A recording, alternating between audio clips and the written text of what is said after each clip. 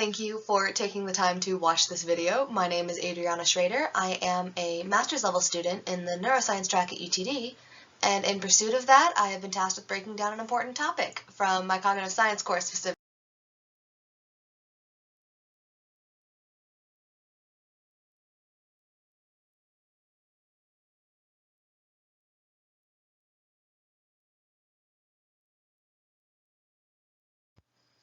Heuristics are something that have been around for a very long time. I mean, the word itself originates in ancient Greek, and it means I find or discover.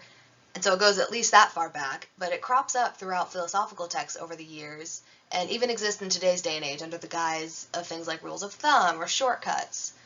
But in general, this is to describe drawing conclusions without having to do all of the work, because not everyone needs to in every situation. Like with Bolzano, for instance, he was a theoretical mathematician. Not everyone needed to find the exact values for his mathematical calculations, but they can use heuristical strategies to get close enough based on his work and still achieve their means. So what exactly do I mean by good enough for their means? Let me use another example here to break down some of the important details about heuristics. Something you don't really need to know about in your everyday life is how to handle encounters with bears. You're not a bear handler. You probably aren't even a zoologist. You'll rarely, if ever, encounter one, so why would you need to take the time and put the effort in to know different species or different behavior patterns for them? The only thing you really need to know about bears is that on the low chance you find yourself in an encounter with them, how do you survive?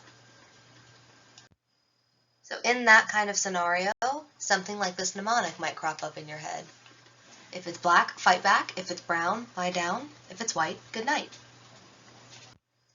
So I made this slide to act as a quick reference guide that can be screenshotted, but I'll go through this info bit by bit to help describe this mnemonic and this heuristic. So heuristics are mental strategies developed for problem solving and decision making, and they're based on previous experience, often where success was already found, and so you are seeking to recreate a similar result by assuming the same trend of information. This mnemonic, the bear reaction mnemonic, was based on a general trend of behavior by fur color instead of individual species behaviors done by people who regularly encounter and study bears. So in this case, you didn't have to learn anything. Somebody else already did that for you, and you've likely never even met a bear, but if you know this mnemonic and can identify what color it is, which is a lot easier of a task than animal behavioral analysis on the fly, then you know how to react in this situation when you encounter one. And this is why heuristics are known as mental shortcuts, because you didn't have to do much, you just filled in the blank. And that leads me into the advantages of heuristics being expediency and lower cognitive load. You didn't have time to pick up on the nuance of behavior or go research about bears when you came upon one in the wild. You needed to make a decision real fast, and the heuristic helped you do that. The faster you get answers, the faster you can act, and the faster you can react to the next subsequent problem, which is most likely figuring out where to run and hide from said bear. This also conserves energy over time too. But of course there are disadvantages, including systemic error and general cognitive bias. These are not one-size-fits-all rules. You can't use that logic for other things like people, for example. It's context dependent. And even within context, it should be taken with a grain of salt. For instance,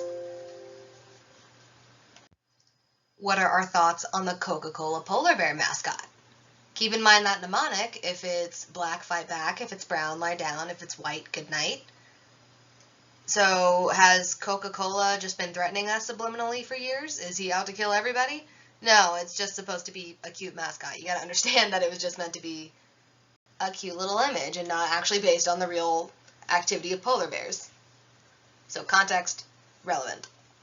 Now that I've kind of front-loaded you with the facts and figures of heuristics, I'm going to start taking you through a little bit of the history of its development within the field.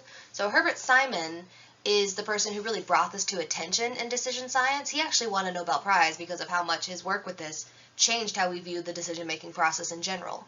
Before, we operated under the conclusion that our problem-solving always occurred via us calculating probabilities in a rather computational or algorithmic manner, but he really exposed this assumptive side of problem-solving and its fallibility. So I'm going to take a moment here to demonstrate some of his foundational points that he proposed. So I want you to think about how you would rank these 5 animals from least deadly to most deadly to humans. And those animals are mosquito, snail, shark, crocodile, and dog. So rank those from 1 to 5, least deadly to most deadly. And I'll pause for about 10 seconds to let you think about that.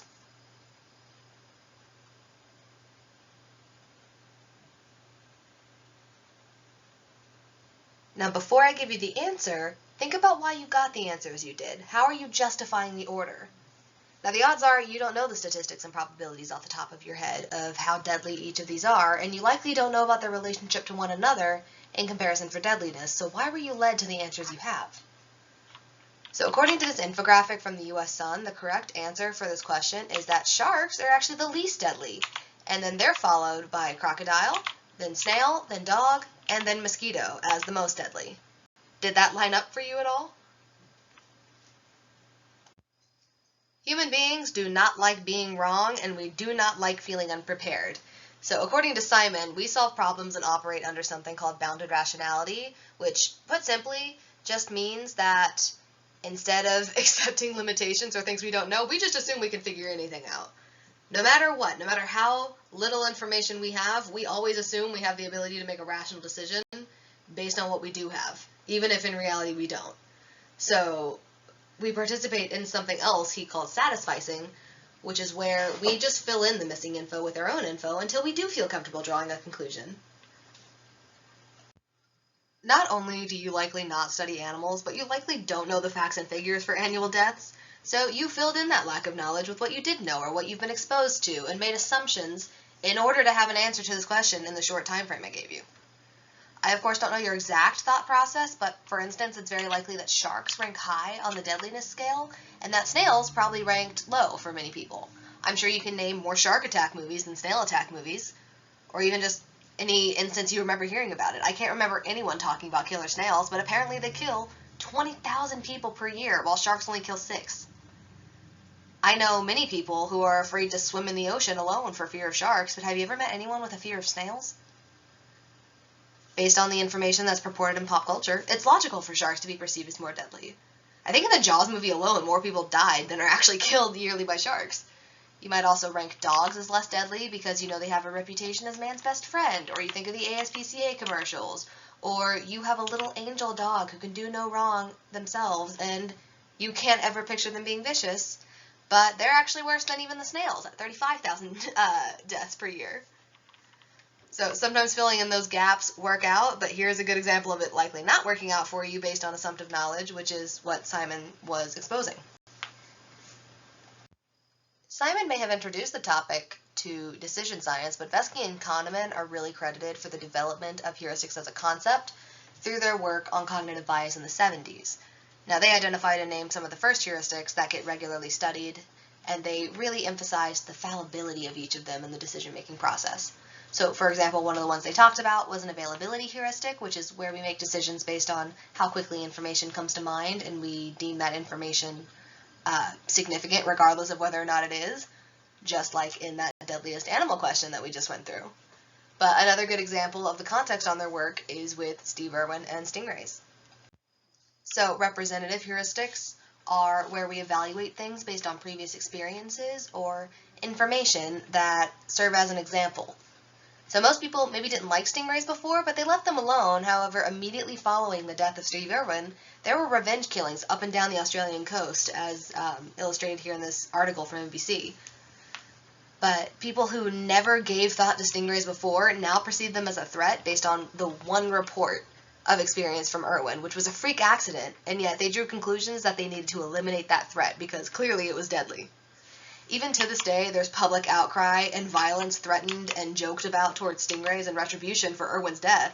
However, you're actually more likely to die falling out of your bed than by being stung by a stingray. This was just an unfortunate circumstance, but it became representative of stingrays everywhere, despite the unlikeliness of its occurrence.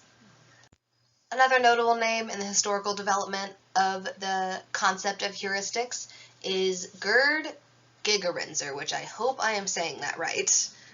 But he followed Vesky and Kahneman and sometimes even directly opposed him, but this was in the 90s and early 2000s. Vesky and Kahneman mainly point out all the ways heuristics are biased and not reliable, and they show clear evidence for that, but Gigerenzer argues in favor of something called ecological validity, where the heuristics are developed for specific purposes in specific circumstances, and they aren't inherently biased. They're helpful to avoid unnecessary or excessive constraints in particular situations. However, Gigerenzer also emphasizes the need for people to be able to read situations and selectively choose when to apply them, like pulling tools out of a toolbox for different jobs. This is what he calls an adaptive toolbox. Similar to the bear example, I have another mnemonic to emphasize this point, so I apparently just like things that rhyme and are about animals, but it goes, red touches yellow, kill a fellow, red touches black, friend of Jack. Now this is a really good example of ecological validity because this was developed to tell people whether or not they needed to go to the hospital after a snake bite, specifically in the southern United States. However you go anywhere else, this rule does not work. I feel like I need to give you an example that isn't based on animals. So another good example of ecological validity, where it's context dependent, is the I before E except after C rule. Now I think I can name more examples of this rule not working out than of it working, but then why was it even developed in the first place? Why do we all remember learning this rule? It turns out this was designed specifically for words that came to the English language from French, where this convention held up, but it's not universally applicable. However, when in doubt, it becomes a good fallback, and that's why it's taught as a foundation in learning English spelling. Even in the snake example, there are a few species that defy the coloring association in the southern U.S., but the overwhelming majority do support the rhyme or do support this grammar rule, and so it becomes a good fallback. When in doubt, this at least gives you a false sense of security and a higher likelihood of being right, instead of having to decide if every snake is one you need to worry about, or instead of having to try to rationalize the letters you're choosing for this grammar rule. One last point on this timeline of heuristic concept development is that they don't exist in a vacuum. Kahneman sums up a lot of his work on this topic in a book in 2011 where he proposes System 1 and System 2 thinking. Now, this also has some foundations in dual processing theory, but put simply, System 1 thinking is where we have heuristics. It's concerned with quick, automatic judgments based on unconscious observations. System 2 has the more complex problem-solving methods where it's more effortful and a deliberate process breaking something down, which goes a lot slower, the results matter more, like in algorithms. But his focus here really brings it into the larger framework of problem-solving and emphasizes that these work in tandem, so they aren't fully isolated phenomenon. They reinforce and support each other as needed. You couldn't develop and rely on heuristics without having complex problem-solving first, and when you struggle in complex problem-solving, heuristics come in to bridge the gap so you don't plateau or stagnate. With all that being said, I focused a lot on animals and cute little rhymes here because I wanted fun examples, but this is the basis for a lot of work in some pretty critical topics that we study, like stereotypes and racism.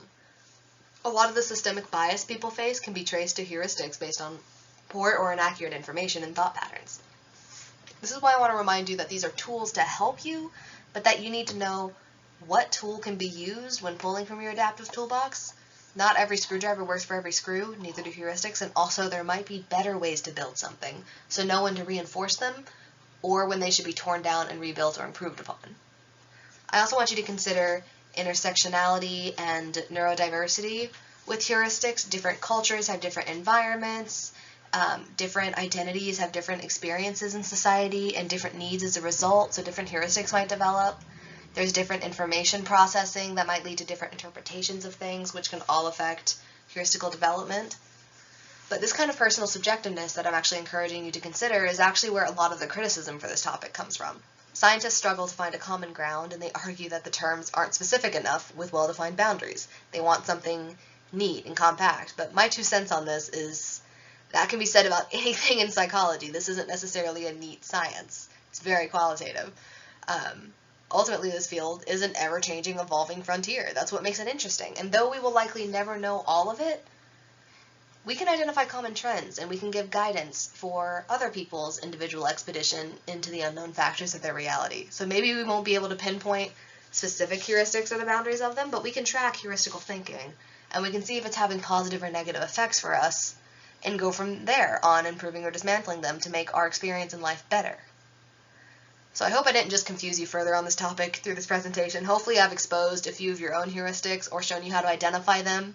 So I want you to take a close look at them and decide for yourself if they're worth keeping or they need to be reworked. But do you think they're helpful, or do you think they do more harm than good? Anyway, thank you for your time.